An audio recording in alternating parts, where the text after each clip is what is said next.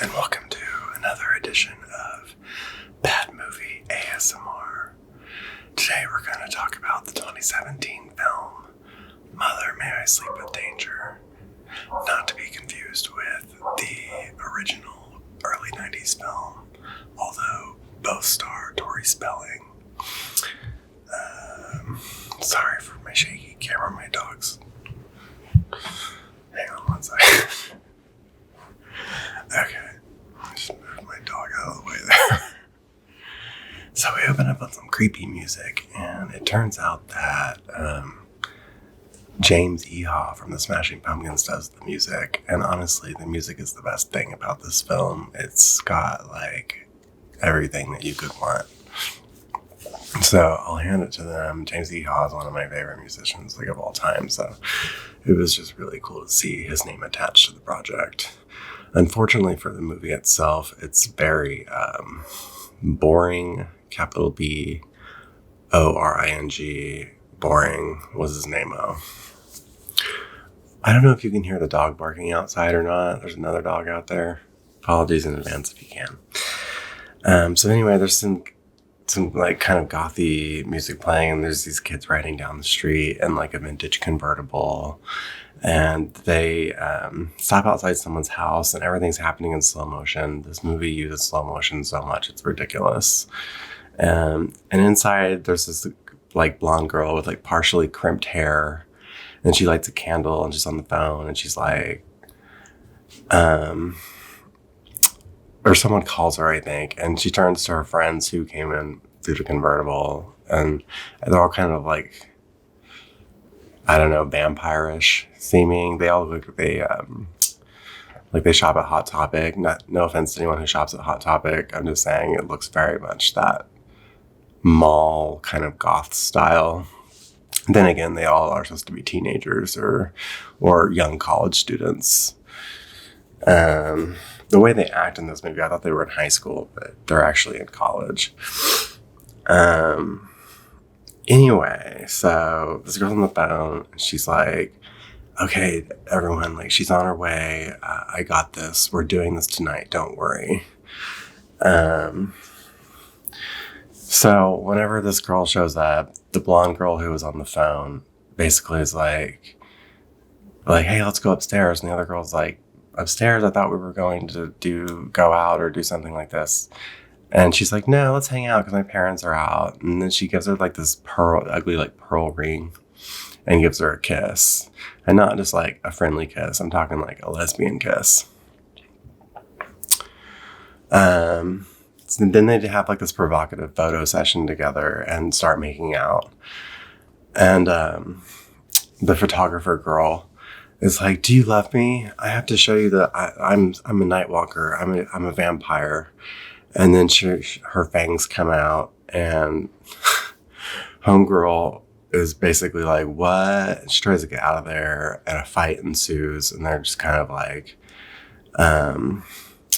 beating the crap out of each other. And then this blonde vampire sucks the blood out of homegirl, but homegirl stabs her in the heart and kills her. Boom. It's too late though, because now homegirl's a night walker after a painful transformation in the woods. Then this random vampire girl shows up to the girl who's just been converted into a vampire and dumps a body in front of her so she can feed on it, and she feeds on it. She starts sucking on that blood like a little good vampire. Sorry if I'm not more excited about this film, but honestly, like, I feel like they could have done so much with it, and yet they just, like, they didn't. Okay, so then it says 5 years later. We've got, we're in a classroom, and of course they're talking about vampires. That's the topic of discussion. You getting some water? Okay. Anyway, yeah, so it's even on the chalkboard it says vampires and sexuality underlined. And they're talking about like kind of classic queer literature like Dracula, I've actually read Dracula pretty recently. It is quite queer in the sense that you don't really see any type of inherent sexuality from Dracula. He seems to be like open to whatever. And I actually read that the author was kind of a big closet case or whatever, and like had like a lot of internalized homophobia. So who knows? Don't quote me on that. That's just something I read somewhere, and I have no idea where. So anyway, so then we get to the main character. Her name is Leah, or Leia, actually, as in Princess Leia. And she goes on this whole diatribe about like why Twilight is kind of cool because of its own absurdity. I couldn't follow it. I thought it was really stupid. And then later on, she has like a boring conversation with her nerdy friend. It's like, blah, blah, blah. Okay, I'll see you tonight. So, her nerdy friend is named Bob, and he's just like kind of a creepazoid. And you can tell like through her body language and everything that she just like cannot wait to get away from him. He's probably in love with her. So let's fast forward to a dark monologue from drama class where the nerd Bob is trying out or auditioning for a role in the stage play Macbeth by Shakespeare. And guess who his acting teacher is? James Franco. So if you've been paying attention to the news at all about James Franco, it's kind of ironic that he's in a movie that's about like sexuality, and he's a student teacher in charge of actors. So I guess life imitates art imitates life. Anyway, I won't go too deep on that subject because after all, this is an ASMR video and not a tea channel. So, and also, by the way, I probably should have prefaced this earlier, but if SA bothers you, it does happen in this movie. I'm going to talk about it, not too in depth, but if it does trigger you, it may not be the video for you. I mean, James Franco is in this movie, so that should be like your warning bells right there. And anyway, he's sitting next to some lady whose only like lines in the movie are, she either like approves or disapproves of like whether or not someone's doing a great job alongside James Franco. So she's the other teacher, but she's basically worthless. I'm not quite sure why she's even there. There's a lot of like bad over the top dramatic stage acting, but the casting agents or teachers or whatever are very impressed by very little. This actually went on so long that I walked away to get some food. I included that in my notes, by the way. That's why I keep looking down. That's where my notes are. I went to get some food, and I was just thinking about how James Franco is so creepy, and then blah, blah, blah. And then I come back and the class is over, and they're just like, that was really something, the teachers are. And everyone's like getting up and exiting the stage. And something that really bothered me was that someone left their water bottle just sitting there. Like everyone picked up every single piece of whatever they had there, like their backpacks and stuff. But someone left this just one water bottle there. And it drove me insane. If you're like me, that's the kind of stuff that just bothers you. So anyway, completely irrelevant to the story. It's just a water bottle. Okay, so upon coming back, I've got my food. I'm feeling pretty good. And then we got Tori Spelling as Leah's mom. So I'm excited about that. Her mom's like, are you sure you want to be all around that darkness? Macbeth is a wild play. She's acting like Macbeth. The girl's going to be in The Exorcist or something. It's like, it's not that wild. Calm down, Mom. But she's ecstatic about, Leah's like, I got a new friend coming home tonight that I want you to meet too. And so Mom's like, oh, cool. Like she's finally going to bring a boyfriend home. Yay. And so anyway, her friend is a girl. Her friend is a girl who is a photographer and a vampire. And she's the girl who I believe got converted in the beginning of the film. Hi, baby. Can you stop walking on stuff? Thank you. Oh, you know what? I just got this brand new light. I'm not even using it. Hell, I'm already 10 minutes in, so we're just going to pretend like this never happened. Hang on 1 second.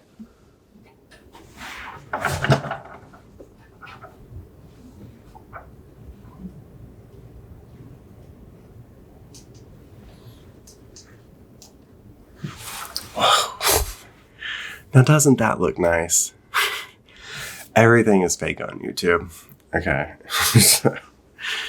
Anyway, so we see the weird pearl ring from earlier, and then there's like this never-ending montage of the two girls like taking pictures of her. One's a vampire, one's Leia, and they're Leia finds out that she got Macbeth.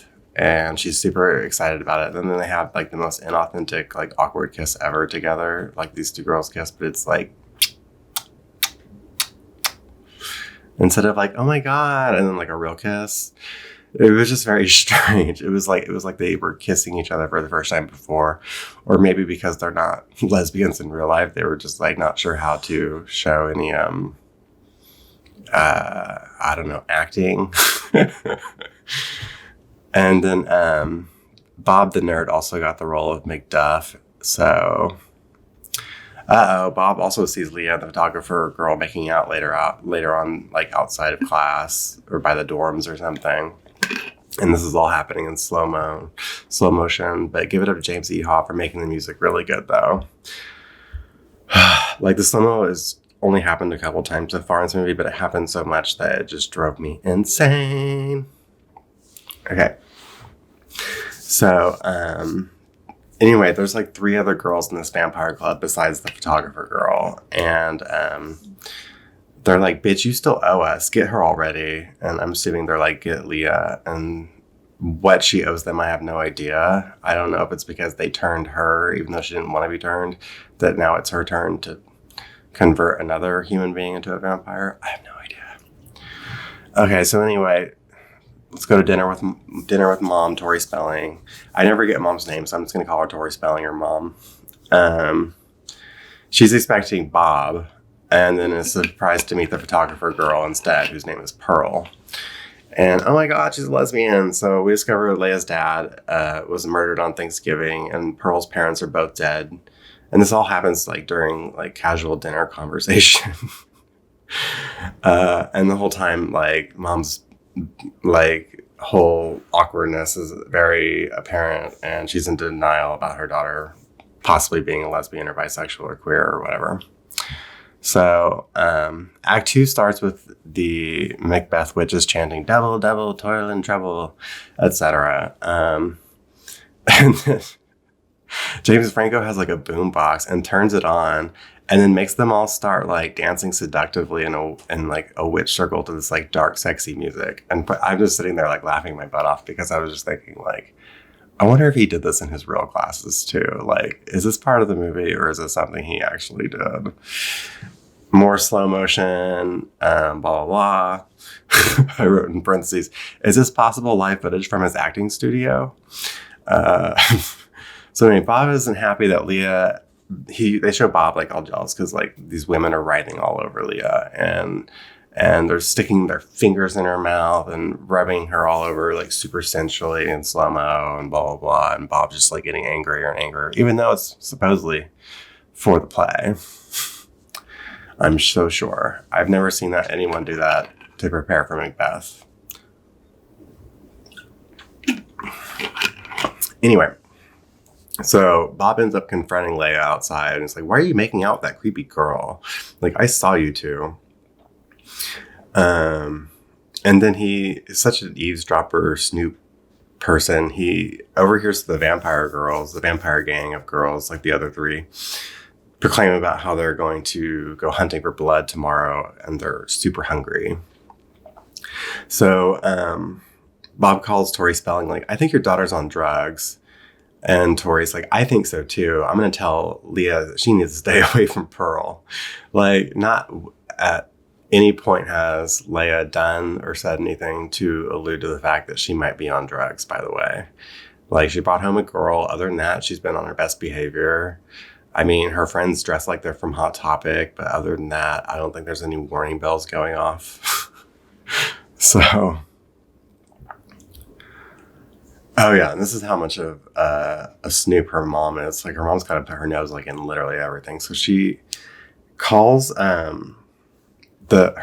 believe, like the art school to talk to her art professor, because she wants to purchase some of Pearl's artwork, some of her photography. Because apparently Pearl's, according to her daughter, is always there at the photographer's studio. And then the art school tells her, like, she's not a student here. We don't know what you're talking about. There's no Pearl here, or nobody by that name. So that's when Tori's like, oh, no.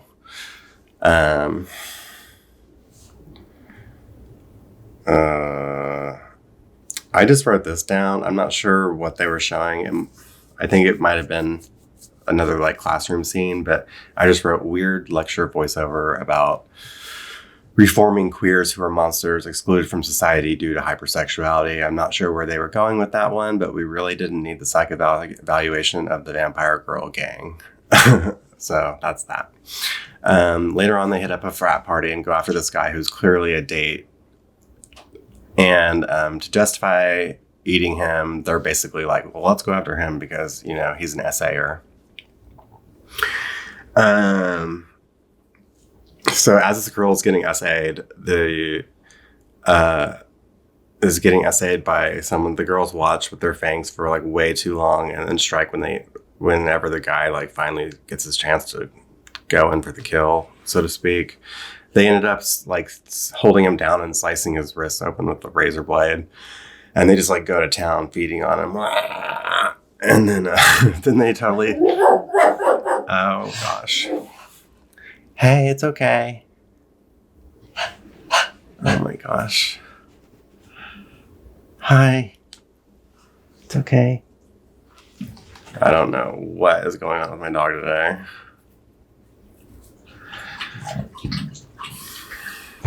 What's crazy to me, though, is they totally ditched the victim, the girl who was going to be essayed, like the innocent girl in all of this. And they just let her friends find her.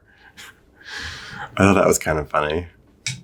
I mean, obviously, the whole essay part wasn't funny, but the fact that they were like, let's go after this dude because he's evil. And then they just leave the poor girl there afterward. They're like, well, we got what we came for. Blood. Bye. So, they're all pretty evil. You want to find a place to sit? She just loves being up in the middle of everything, I tell you. So anyway, Tori Spelling visits the art school studio. It's randomly unlocked at night. There's no security either, obviously. So she's snooping around, and she sees all the provocative photos that Pearl has taken of Leia, and you know, it's just her like posing sexy in her bra and stuff like that. Nothing too scandalous. Basically anything that you would see on like an everyday Instagram. So later on, Tori Spelling's at home. She's just looking all sad by herself, drinking a glass of wine. And she's like, no more seeing Pearl, Leah. Like, I mean it. Or I'll stop paying for your school and I'll cut you off. And Pearl's like, Mom, you're sad and you're a bitch. And she storms out. And so then we cut to like this fun 90s alternative sounding music and good times with Leia and Pearl, and they're taking more mediocre pics for the 100th time. They do this like throughout the entire movie. I feel like they were just like using it to fill time. It's night again. The vampire gang meets with Pearl and they're like, why haven't you turned to that girl that you're into? She's like, fine, okay, I'll do it tonight, chill. So Mom is spying on them as they're talking about the okay, wait, so what am I talking about? Pearl and Leia meet up with Tori Spelling, and Tori Spelling is spying on them. They're making out in the woods, and Pearl freaks out because she can't bring herself to bite Leia in the neck. Like, she's in love with her, but she doesn't want to turn her. And so she basically like stops and explains to her, like, listen, I'm a Nightwalker, but like I'm the Dexter of Nightwalkers. Don't worry, I only go after bad people. And and anyway, she doesn't follow through, and the gang gets pissed at her. And they threaten to do the job for her. Then we get like a cringy poetic montage in class, blah, blah, blah. More cringy studio rehearsals. Why did this turn off? I swear to God.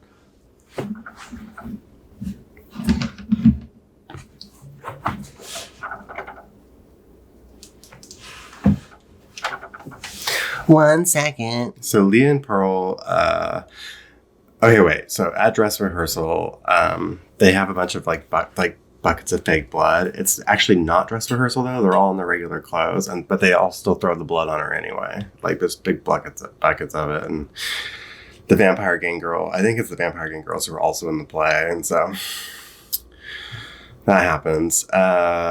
Leah and Pearl meet up in the woods for like the 1000th time. It's always the woods. And Leah's like, well, you can't help who you are, acting as if like being a vampire is the same as being a lesbian or something, which I think we already kind of dealt with that theme in True Blood, but whatever. It's like, she's a vampire. Okay. There's more of slow making out, and then like what I would say pretty hardcore for a TV sex scene. Like you can tell at one point the girl's like getting fingered and stuff like that. And I was like, wow, they're showing this on TV. It is cable TV though. So, and there's a weird voiceover about becoming a vampire while they're showing all this. And then after the sex scene, they end up getting into a fight because Leah wants to become like her all of a sudden. Pearl's like, no, there are others and you're in danger, and go and get out of here. And I don't want you to become like me. So finally we get to Act 3. If you can't tell, this movie like bored me to tears. Pearl's putting on a white dress at home while Mom checks in on her. And she's getting ready to go to like this kind of masquerade Halloween party where mostly people are masked. Although it didn't seem like super consistent. Some people were just in regular like Halloween costumes, and then other people were all like wearing like masquerade masks. So it was kind of like, I don't know where the I just don't know why that happened, I guess. And of course, Bob is there, and he's dressed as Dracula. Big surprise! And we see him drop something in her drink, like a roofie. And and one of the things that confused me was there was no mention of this party at all before. So how we ended up here is beyond me. I mean, we were in the woods making out, and then all of a sudden we're going to a party. Like usually, there's some kind of a lead up to a party, especially in like teen movies.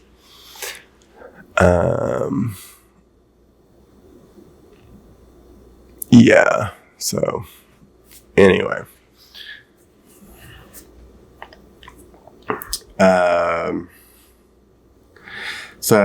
The drugs start kicking in. Leah winds up in circles in the Vampire Gang, and the Vampire Gang's wearing these animal-style masks that are like really creepy. And Bob saves her from the party by taking her out to a field, but then he like lays her down and tries to essay her. And so the Vampire Girl Gang swoops in and makes their move on him instead, and basically kills him, drains him of his blood, or so we think. The Snoopy mom finds Leah like passed out on the ground or whatever, and is like, help! The next morning, Mom informs Leah that Bob has gone missing. They fight because Leah's like, oh my God, it's Macbeth's opening night. Like, I have to be like at the play. So we cut to opening night at school. Everyone's got full-fledged makeup on in the studio this time. And I'm talking, this is a full-fledged studio. It looked like the the backstage that you would see like in the movie Showgirls. Like everyone's got their Hollywood lights and stuff. Like it's definitely not something you'd get at like this community college that they're supposedly going to. Which is the Vampire Gang's being all weird as usual, but they still wish Leah a good show. And during the show, Bob's creeping backstage, like, and he says to like Leia in her ear, like, we've got our big scene coming up together, and I'm gonna kill you.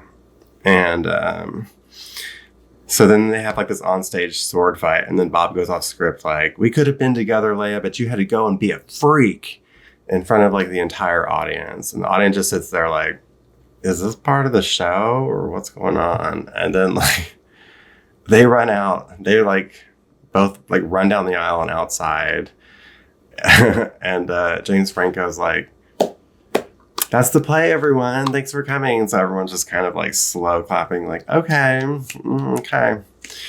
Outside, the vampire gang is holding Leah down while Bob is attacking Tori Spelling. And Pearl shows up and then just kicks everyone's ass, as expected. She shows up at like the last minute. And she like gets pretty into it. I think she kills someone by ripping out their jugular, and I didn't know you could kill vampires like that, but she killed one of her fellow vampires, like, like ripping something out of her neck or something. It's a pretty brutal fight. And then Leia ends up killing Bob, but she has like the head of a gravestone, and she like, beats him in the head with it until he dies. And then this other girl gets her eyeballs just like pushed inward. It's pretty gory. So I have to say, like, for a Lifetime movie, I was appreciative of the fact that they didn't steer too far away from the horror elements of the movie. Like, we needed something like creepy or scary to happen. And while I wouldn't say it was scary per se, I would say it was gory. And that's even for TV standards. So I was even kind of like, ooh, a little squeamish. So anyway, Tori Spelling dies. But Leah and Pearl survive. They walk out of the graveyard and they're covered in blood. And time passes. Vampire gang reawakens like nothing ever happened. Although, like, one of the girls like no longer has eyes. She can still somehow see. But the other girls are just like came back to life like vampires do. It's because none of them were like killed in the heart with a stake or something. So I don't know if they were like leaving this open for a sequel or what. But anyway. Leia asked Pearl for the gift of being a Nightwalker fraternity, and she's like, okay, all of a sudden, even though before she was like, no. But now that she thinks that the gang of vampire girls are dead, she's like, sure, why not? So then she turns her, and Leia's like convulsing and screaming, and definitely it's nothing as glamorous as you would imagine it. Then we get finally cut to 1 year later. We've got some like cool like 90s alt song type deal going on, and they're back in the vintage convertible like how we started out in the movie. We got the masked vampire gang, but this time they're hanging out with Bob. So Bob is alive. They turned him into a vampire. I guess they wanted more evil on their team, and they're all kind of dressed up as like skeletons and stuff, and they hit up this this college Halloween party just like they had done the previous year. And they seek out their victims just like before. So we get an unhappy ending. Nothing's really changed except that Leia became a vampire. Nobody had any growth. What happened to Tori Spelling? And then in my notes, I just wrote, boo. So that's kind of how I feel about the whole thing. Did you see it? How did you feel about it? Let me know down in the comments below. And if you have any recommendations for movies, I'm always open. So let me know about that too. Hope you enjoyed this, and I hope that you have a good rest of your day or evening. I'll talk to you later. Have a good one. Bye.